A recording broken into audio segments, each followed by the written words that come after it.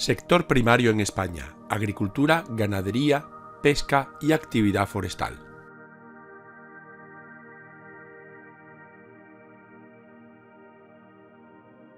Y empezaremos como siempre con una pequeña introducción. Pese a que España es un país con una economía terciarizada, el sector primario nacional tiene un gran peso específico en toda la Unión Europea. Desde su ingreso en 1986, nuestro país ha modernizado el sector primario y se ha puesto a la altura del resto de las naciones del continente, convirtiéndose en una potencia económica agrícola y ganadera de primer orden. El principal reto actual del sector primario español es la adaptación para satisfacer la creciente demanda de un mercado con hábitos, necesidades y preferencias cambiantes. En este tema se desarrollarán las actividades agrícolas, ganaderas, pesqueras y forestales para conocer a fondo la realidad actual de cada una de ellas. Y lo primero que hay que tener en cuenta es conocer qué es el espacio rural. El sector primario aglutina a las actividades económicas que se basan en la extracción de bienes, materias primas y recursos del medio físico, como la agricultura, la ganadería, la explotación forestal, la pesca y la acuicultura. Estas actividades se llevan a cabo en el espacio rural, es decir, municipios con menos de 10.000 habitantes, aunque este criterio cuantitativo ha de completarse con otros. Al ser el espacio rural dinámico, desde 1990 se han ido incorporando nuevas funciones no necesariamente del sector primario, como actividades cinegéticas, turismo rural, usos residenciales o nuevas formas de producción energética. El sector primario ocupa menos del 4% de la población activa y genera poco más del 2,5% del Producto Interior Bruto.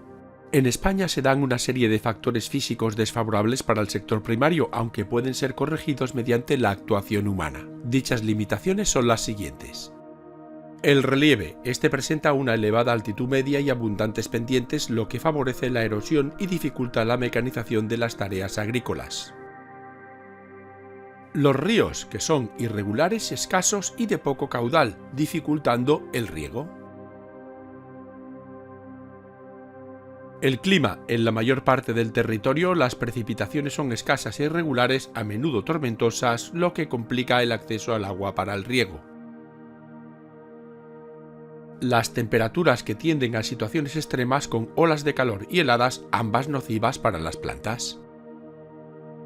La vegetación natural, que es necesaria para el aprovechamiento ganadero y forestal, pero está degradada por la acción humana.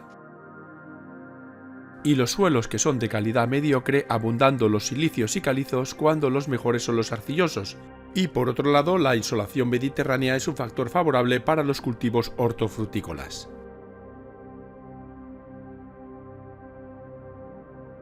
Pasamos a conocer ahora cómo es la estructura agraria de nuestro país. Actualmente la población agraria es escasa y está en descenso, aunque hay diferencias por comunidades autónomas. Con el Plan de Estabilización de 1959, el sector primario español disminuyó su importancia tanto en la economía nacional como en el número de personas dedicadas a él. En 1960 el 40% de la población activa trabajaba en este sector, pero entre ese año y 1975 se produjo un gran descenso por el éxodo rural debido a la mecanización agraria y a las mayores oportunidades laborales de las ciudades, especialmente para jóvenes y mujeres. Tras la crisis de 1973 se desaceleró el éxodo rural, produciéndose algunos retornos por el desempleo en las ciudades y un aumento de la agricultura a tiempo parcial. En la actualidad se mantienen dos tendencias. En las zonas más atrasadas continúa el descenso y el envejecimiento de la población, pero en las más dinámicas se ha dado cierta recuperación y rejuvenecimiento demográfico, gracias a la inmigración y a las nuevas actividades secundarias y terciarias, sobre todo en las áreas periurbanas. La propiedad agraria es el conjunto de parcelas pertenecientes a un propietario, mientras que la explotación agraria es el conjunto de parcelas gestionadas por el mismo titular, estén unidas o separadas y sean de su propiedad o no. Y aquí tendríamos un esquema de las principales características de una parcela. Vamos a desarrollarlo. Estas pueden tener límites visibles, cercamientos o bocage, o estar abiertas, open field. Por lo que respecta a su forma, esta puede ser tanto regular como irregular. El tamaño de las explotaciones ha sido tradicionalmente extremo, aunque actualmente se intenta paliar esta situación con un tamaño medio de poco más de 26 hectáreas, aún inferior al de la Unión Europea. El minifundio es mayoritario en número de explotaciones, ocupando solo el 8% de la superficie, predominando en el norte peninsular, el litoral mediterráneo y los archipiélagos. El latifundio es reducido en cantidad pero ocupa una gran superficie, predominando en el interior peninsular con latifundios tradicionales extensivos, aunque existen algunas propiedades intensivas modernas con alta productividad. Para equilibrar esta situación se lleva a cabo una política de concentración parcelaria dirigida desde 1985 por las comunidades autónomas. El régimen de tenencia es el grado de dominio sobre la explotación. Puede ser directa, el propietario es el explotador, o indirecta, el explotador es distinto al propietario y éste le paga un porcentaje de la cosecha a parcería o una renta, arrendamiento. La propiedad directa es la más común, pero el arrendamiento es la opción que más ha crecido últimamente. Los aprovechamientos agrarios tradicionalmente coexistían y aunque hoy se tiende a la especialización, se está promoviendo la diversificación productiva. Los sistemas agrarios son los procedimientos empleados para obtener los productos agrarios. Pueden ser extensivos o intensivos. En la actualidad la intensificación es cada vez mayor para aumentar los beneficios, aunque la Política Agraria Común o PAC impulsa la extensificación por ser más sostenible. Precisamente el ingreso de España en la Unión provocó un profundo cambio en el campo español. Estos fueron modernización, transformación y superación de las limitaciones del medio físico. En el primero se produjo una especialización en aquellos productos que se dan mejor en cada región, uso de semillas seleccionadas y cultivos transgénicos para hacerlos más resistentes. El campo se mecanizó, se intensificó el consumo de pesticidas, fertilizantes y herbicidas y se aplicaron nuevas técnicas como el acolchado sobre bandas de plástico, el enarenado, el invernadero y los cultivos hidropónicos, por citar algunos. Paralelamente, el campo se fue transformando gracias a las políticas agrarias de la Unión Europea. Y también se superaron muchas de las limitaciones tradicionales del medio físico corregidas mediante la acción humana. En las últimas décadas la agricultura intensiva ha ganado peso respecto a la extensiva gracias a la ampliación del regadío y a la disminución del barbecho. También la agricultura ecológica ha tomado fuerza estos últimos años y el aumento de ayudas a la innovación ganadera ha crecido considerablemente al plantearse como objetivo primordial la optimización de la relación producción-sostenibilidad. Las estructuras agrarias han ido evolucionando con el tiempo, a lo que se le suma la diversidad geográfica por factores físicos, demográficos y económicos. Se distinguen tres tipos. La estructura tradicional. Su principal objetivo era la búsqueda de la autosuficiencia alimentaria. Se caracterizaba por tener numerosa población ocupada y empleo de sistemas extensivos de tecnología atrasada con la coexistencia de varios usos agrarios. La baja producción se dedicaba al autoconsumo y el destino del escaso excedente era el mercado interior que contaba con protección arancelaria. El impacto medioambiental era moderado, centrado sobre todo por la deforestación para ampliar tierras. La productivista, cuyo objetivo consistía en la búsqueda de la mayor productividad y competitividad para obtener los máximos beneficios en el mercado. Se caracterizaba por la escasa población ocupada, el aumento del tamaño y la especialización de las explotaciones y los sistemas intensivos con tecnología avanzada. Su impacto medioambiental era elevado por la deforestación, la contaminación y la sobreexplotación. Y la postproductivista, cuyo objetivo radica en la búsqueda de la sostenibilidad manteniendo la competitividad. Se caracteriza por la escasa población ocupada, pero evitando el éxodo rural, el predominio de las explotaciones familiares con diversidad productiva y los sistemas extensivos con tecnología sostenible. Su base es el llamado consumidor verde, dispuesto a pagar más por la menor huella ecológica. La distribución espacial de los usos agrarios del suelo en España comprende un 32% de tierras de cultivo, un 15% de prados naturales y pastizales, un 35% de terreno forestal y un 18% de otras superficies. La contribución a la PFA de cada uso varía, además de por comunidades autónomas, por circunstancias meteorológicas, aunque predomina la producción vegetal sobre la ganadera, mientras que la forestal es más bien residual. Por lo que respecta a la política agraria, esta puede dividirse en dos etapas, la anterior y la posterior a la PAC. Desde mediados del siglo XIX y durante buena parte del XX se intentó modificar el sistema de propiedad para evitar que estuviera en pocas manos y a menudo sin explotar. En esa línea se llevaron a cabo varios procesos de desamortización, colonización y reformas agrarias como la de la Segunda República, aunque su éxito fue más bien parcial. Con esta última disminuyó el minifundio asegurando una superficie mínima por explotación y se pretendió evitar las grandes fincas no cultivadas, aunque esta política de concentración parcelaria afectó más a las grandes áreas de monocultivo de secano interior peninsular.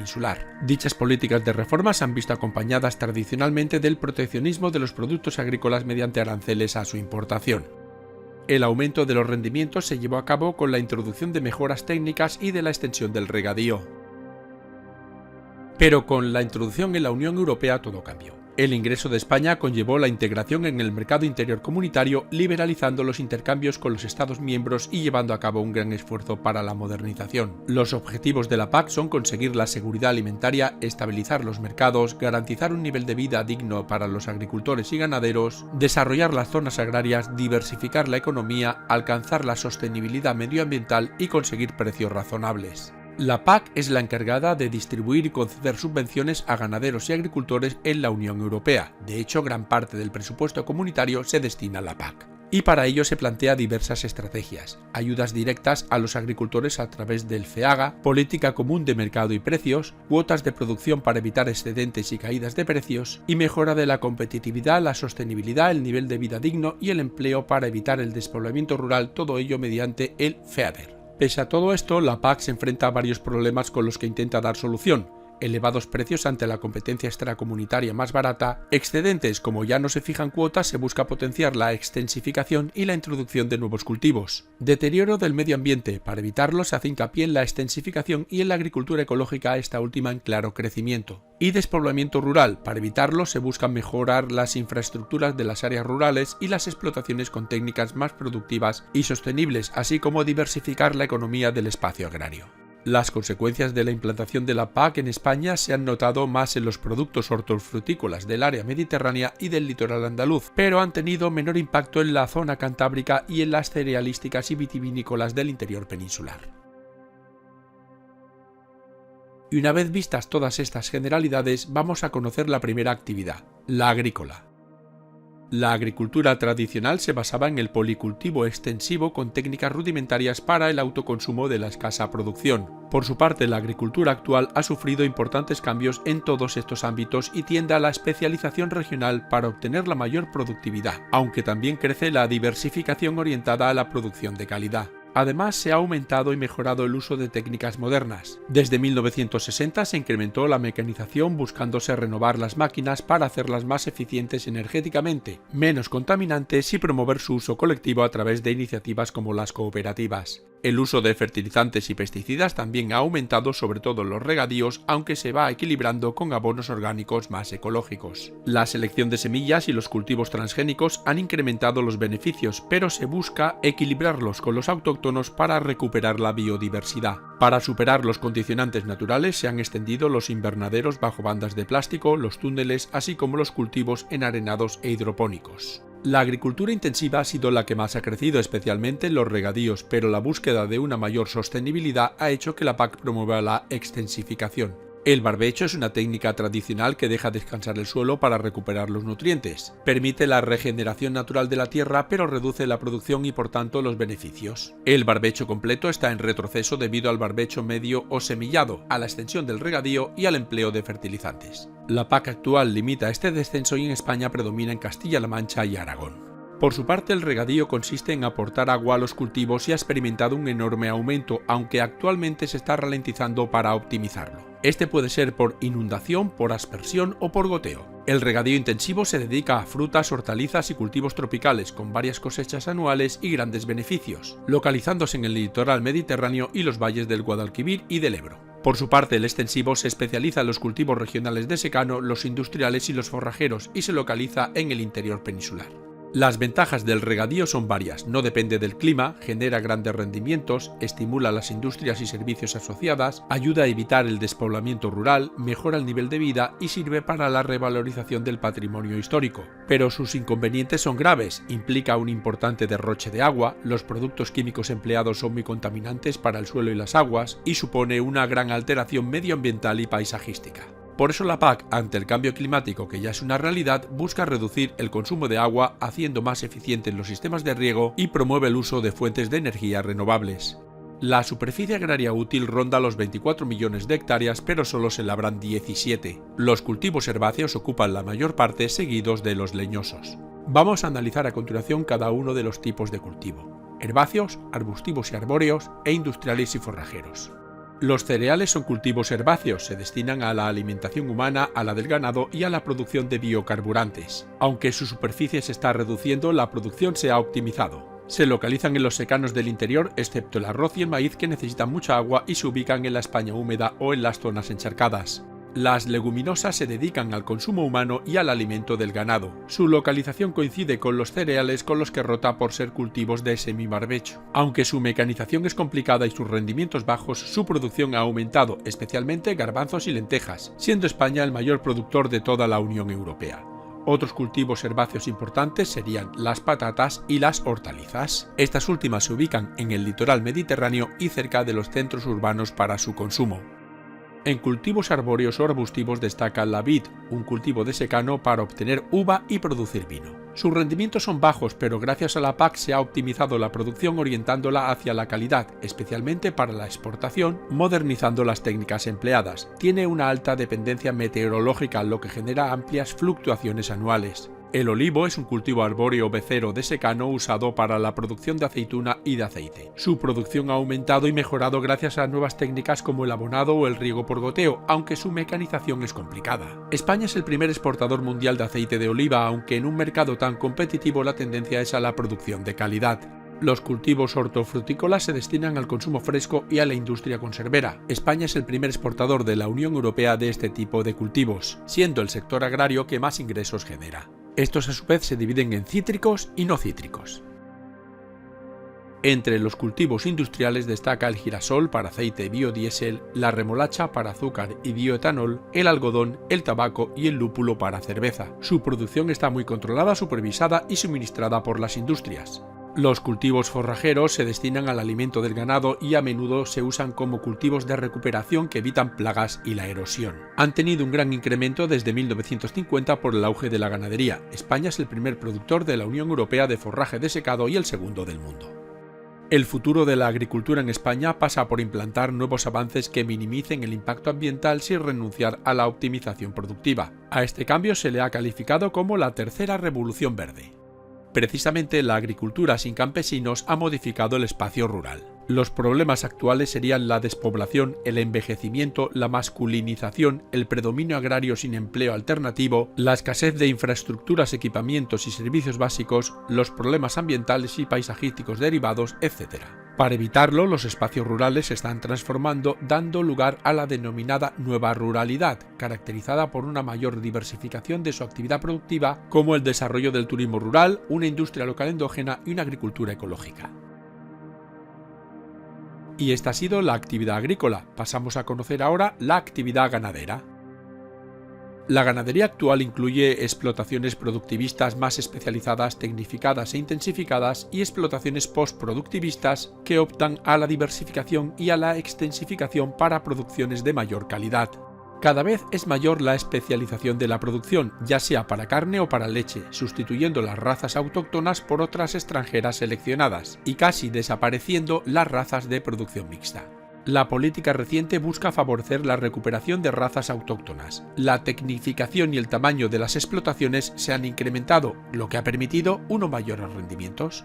La ganadería intensiva ha ganado en importancia desde 1960 por el aumento de la demanda y la reducción de los pastos naturales. Es estabulada, alimentada con piensos, emplea razas extranjeras y técnicas modernas, aunque tiene gran dependencia de la industria transformadora. La ganadería extensiva, que usa como alimentos los pastos naturales, tiene una mayor dependencia del medio físico y suele emplear razas autóctonas y técnicas tradicionales más respetuosas con el bienestar animal. La ganadería de Galicia, Asturias, Cantabria y Cataluña está por encima de la media de la PFA y sus cifras van en aumento por el incremento de la demanda de leche, carne y huevos, la conservación del suelo mediante el cultivo de forrajes, la mecanización del campo, las mejoras en la competitividad de la producción y la PAC que fomenta la extensificación.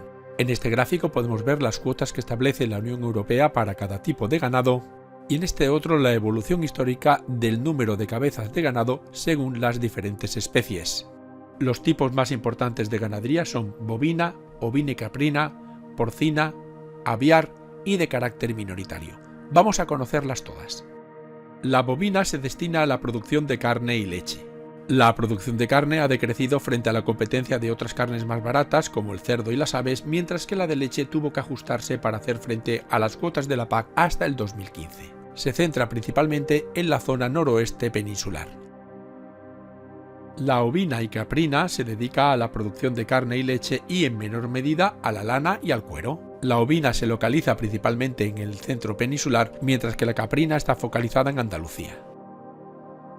La porcina se dedica al consumo fresco y a la chacinería. España es el segundo exportador de carne porcina de la Unión Europea, siendo un sector en aumento, aunque sometido a una fuerte competencia y sin contar con ayudas de la PAC. Cataluña es la principal zona productora. La aviar se destina a la producción de huevos y carne. La producción de huevos ha disminuido desde el 2012 por la normativa de bienestar animal, que pretende suprimir los alojamientos industriales, y en la de carne destaca sobre todo el pollo, segundo exportador de la Unión Europea, aunque existe cierto déficit con su consumo, mientras que progresivamente y de forma ininterrumpida aumenta el de carne de pavo. De carácter minoritario serían la equina, como fuerza de tiro en competición deportiva, la cunicultura, para producir carne y cuero, la apicultura, producción de miel, y la lombricultura, para humus y compost. El cambio de sistemas de producción ganadera ha permitido un incremento de la producción cárnica con la consiguiente mejora de la alimentación humana, pero por otro lado ha generado aspectos negativos como el uso de hormonas de crecimiento, fabricación de piensos de mala calidad, pérdida de la calidad de vida de los animales, extensión de enfermedades, calentamiento global y contaminación, entre otros muchos aspectos negativos. Seguimos a continuación con la actividad forestal. La superficie forestal española es de casi 20 millones de hectáreas, un 35% de la superficie total. Las especies más explotadas son las frondosas como el haya, el roble, el castaño, el chopo o el eucalipto, y las coníferas como el pino. Los destinos de la producción son la industria maderera para muebles y construcción, la pasta de papel, la resina, el corcho y la producción energética con biomasa, aunque otras actividades como la obtención de setas también son importantes. La producción española de madera ha aumentado, aunque sigue siendo insuficiente, por lo que el 25% de la madera empleada en la construcción es importada. En cambio, es excedentaria en resina y corcho, siendo el segundo productor mundial de este último producto. Los principales problemas a los que se enfrenta la explotación forestal son la sobreexplotación de recursos forestales, la roturación de bosques para el cultivo, la deforestación y los incendios. La PAC y la política española buscan fomentar las repoblaciones y la silvicultura para incrementar la producción forestal, así como dar nuevos usos al bosque como los de carácter recreativo y medioambiental, especialmente importante este último dada su capacidad de absorción de CO2. La unión de agricultura, ganadería y bosques da origen a los paisajes agrarios.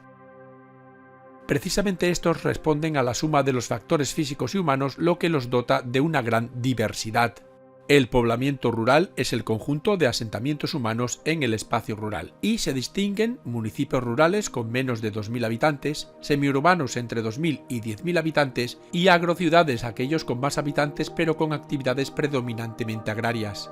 El poblamiento rural puede ser de tres tipos. Concentrado, formado por casas agrupadas en pueblos y tierras de trabajo alrededor. Predomina en el interior peninsular, siendo los núcleos de la mitad sur de mayor tamaño y más separados. A veces las viviendas se disponen a lo largo de una vía de comunicación concentrado lineal o en torno a un núcleo concentrado apiñado. Disperso consiste en viviendas separadas entre sí por los campos de cultivo, prados o bosques. Predomina la periferia peninsular y los archipiélagos. El absoluto implica un mayor aislamiento entre las casas, es excepcional y se da en algunas áreas del norte peninsular. El disperso laxo está formado por pequeñas agrupaciones de casas o aldeas diseminadas y es propio de la cornisa cantábrica. Y el intercalar, una modalidad intermedia entre los anteriores, formado por viviendas diseminadas por el crecimiento demográfico a partir de núcleos concentrados originales. Es frecuente en el litoral mediterráneo, masías catalanas y alquerías valencianas y murcianas, vegas andaluzas, cortijos, norte peninsular, caseríos vascos y en algunas zonas manchegas, casas de quintería. Recientemente se han producido importantes cambios en el poblamiento rural, disminuyendo en las zonas del interior más atrasadas o peor comunicadas, en algunos casos desapareciendo, perdiendo su carácter agrario en las zonas turísticas o incorporándose al ámbito urbano en las áreas periurbanas. Geográficamente en España existen los siguientes paisajes agrarios. El oceánico se sitúa en el norte y noroeste de la península y presenta un relieve accidentado y un clima húmedo durante todo el año. El poblamiento es predominantemente disperso en torno a parroquias y pueblos con una población escasa y envejecida. Las explotaciones tienden al minifundismo con cercamientos, lo que dificulta su mecanización y por consiguiente su rentabilidad. La agricultura ocupa poca superficie, siendo algo más frecuente en el fondo de los valles. Su aprovechamiento es escaso, predominando el secano por sus abundantes precipitaciones. Tradicionalmente se dedicaba al al policultivo con pequeños huertos, maíz, patatas, frutales, vid y plantas forrajeras como centeno o cebada, aunque actualmente ha aumentado la especialización con huertos y forrajes. La ganadería es la actividad principal por la abundancia de pastos y escasa mano de obra que requiere. En Galicia es habitual la pequeña y mediana explotación, mientras que en la cordillera cantábrica se encuentra más modernizada y mecanizada. Predomina el ganado bovino extensivo para la carne e intensivo para la leche. Destaca la explotación forestal destinándose a la industria del mueble o a la producción de papel.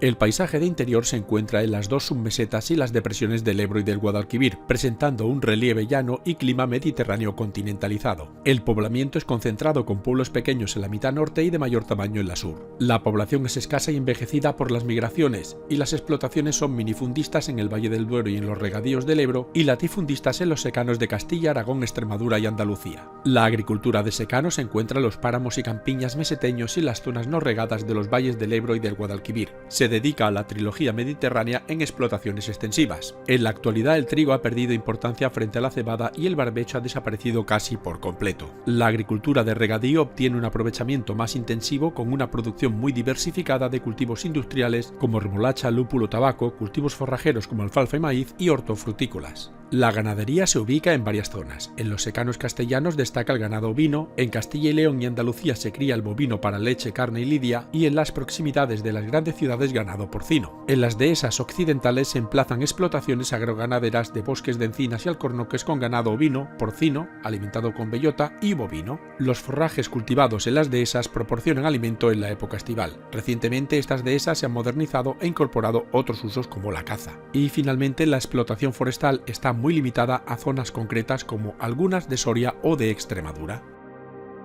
El paisaje mediterráneo litoral se localiza precisamente en el litoral y el prelitoral mediterráneo peninsular y balear, con un relieve llano en la costa y accidentado en el interior. Este goza de un clima con escasas precipitaciones, salvo en el sureste, que son aún más escasas, y suaves temperaturas. El poblamiento es concentrado, excepto en las huertas levantinas, con una población relativamente numerosa, aunque con un cierto retroceso. Las explotaciones en las zonas de regadío son pequeñas y en las de secano también son pequeñas en Valencia y Murcia, medianas en Cataluña y grandes en Andalucía. La agricultura de secano se encuentra en zonas prelitorales, áreas del Valle del Guadalquivir y en el interior de Mallorca para el cultivo de la trilogía mediterránea y almendros. La de regadío, favorecida por el clima y la demanda internacional, se dedica a la horticultura temprana, al aire libre o bajo plástico, frutas mediterráneas como cítricos, frutales de hueso y de pepita, y tropicales como chirimoya y aguacate. La ganadería bovina y porcina se encuentra en Cataluña, la ovina en los secanos y las reses bravas en el Guadalquivir. La explotación forestal es casi inexistente. El paisaje de montaña se localiza en las montañas de más de 1000 metros con un relieve abrupto y clima de montaña húmedo y frío. El poblamiento tradicionalmente ha sido disperso, aunque tiende a concentrarse en los valles con una población escasa y con muy baja densidad. En las explotaciones conviven las pequeñas y cercadas con los espacios abiertos municipales de uso exclusivo vecinal. Los usos del suelo suelen organizarse escalonadamente: agricultura en los valles, explotación forestal en los bosques de las vertientes y pastos en las cumbres. La agricultura en el norte está centrada en el fondo de los valles con huertas, y en el resto de la península y Baleares se cultivan almendros y olivos por el clima más benigno. La ganadería es extensiva en los pastos de las cumbres y los bosques de las vertientes. En el norte predomina el ganado bovino y ovino, y en la zona mediterránea la trashumancia ovina entre valles y cimas. La explotación forestal se encuentra sobre todo en el sector norte para la obtención de leña y madera de eucalipto, castaño o pino. Y el paisaje canario se localiza en este archipiélago con un relieve volcánico accidentado y clima subtropical cálido de precipitaciones escasas. El poblamiento es disperso laxo con pueblos pequeños y una población en retroceso. Las explotaciones son pequeñas en las medianías y grandes en los regadíos costeros. La agricultura es el uso del suelo más frecuente. En la zona litoral predomina el monocultivo de regadío para exportaciones como plátano, tomate y patata, los cultivos bajo plástico como pepino, pimiento y flores, y los tropicales como papaya, mango, piña y aguacate. En las medianías prolifera el policultivo de secano para el autoabastecimiento como el trigo, la vid y la patata, aunque está en descenso el trigo en barbecho. La ganadería es escasa, aunque se cría ganado ovino, bovino y caprino, y la explotación forestal obtiene madera de pino, fayal, brezal y laurisilva para la construcción y soporte de los cultivos.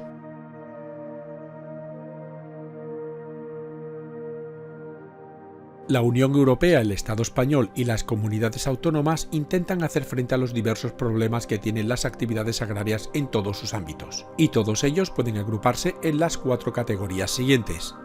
demográficos se concentran en el envejecimiento, disminución y masculinización de la población agraria, así como en la escasa cualificación de su mano de obra. Esto se debe a 4 factores: el despoblamiento por las migraciones, la falta de relevo generacional, la falta de innovación y la necesidad de la formación profesional.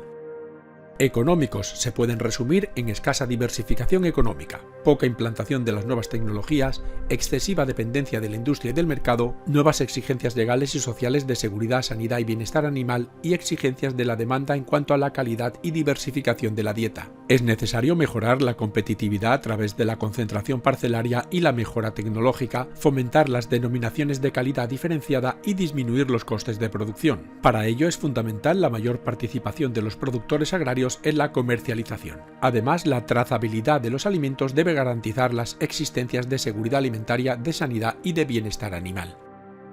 Sociales. Es necesario garantizar la calidad de vida de la población rural, mejorando sus infraestructuras y equipamientos, y también evitar la exclusión social, la pobreza y el desempleo, especialmente entre las mujeres y los jóvenes. Y medioambientales, generados por las alteraciones del medio ambiente de la actividad agraria que con frecuencia acentúan la reducción de la biodiversidad, por la utilización poco efectiva de los recursos que provocan una mayor contaminación de aguas y suelos y por la pérdida de los paisajes rurales tradicionales. Para evitarlo son fundamentales las ayudas públicas, el uso de las llamadas buenas prácticas agrarias y la potenciación de la agricultura ecológica que, aunque ha crecido mucho en los últimos años, aún ha de fomentarse. Frente a los usos tradicionales del espacio agrario, actualmente se han ido incorporando nuevos usos configurando un nuevo espacio multifuncional y heterogéneo, lo que puede ayudar a paliar algunos de los problemas como el despoblamiento, pero también generan consecuencias negativas. Las causas de estos nuevos usos se encuentran en la percepción positiva de lo rural frente al urbano, motivado por un malestar generado en las ciudades como la contaminación, atascos, saturación o falta de espacios verdes, y a menudo vinculado al neoruralismo, un fenómeno minoritario pero en crecimiento. La descentralización de la producción y de los servicios gracias a las mejores comunicaciones y a las nuevas tecnologías es fundamental para entender este proceso. Los nuevos usos son diversos, como por ejemplo residenciales, industriales, terciarios y paisajísticos. Estos nuevos usos son más frecuentes en las áreas periurbanas y en las zonas de franjas costeras. Las consecuencias positivas de este fenómeno son una distribución más equilibrada de la población y la economía entre lo rural y urbano, una mayor integración territorial y la recuperación de la actividad rural. Como consecuencias negativas se hallan la pérdida de identidad de algunos espacios rurales, una mayor degradación medioambiental, llegando en algunos casos al agotamiento de los recursos que conlleva mayor competencia por ellos, tal es el caso del agua, la disponibilidad de suelos o energía, y la acentuación de los contrastes territoriales entre áreas más dinámicas y otras más deprimidas. Y por último toca hablar del espacio pesquero. El también llamado caladero nacional se extiende desde la costa hasta las 200 millas náuticas, más o menos unos 370 kilómetros, que marcan la zona económica exclusiva o ZEE. Está dividido en 8 regiones: noroeste, cantábrica, tramontana, levantina, surmediterránea, suratlántica, balear y canaria. La actividad pesquera española supone el 0,2% de la población ocupada y el 0,09% del PIB, pero es fundamental no solo por proporcionar alimento, sino también por las actividades económicas a ella vinculadas como astilleros, conservas, instrumentos y aparejos.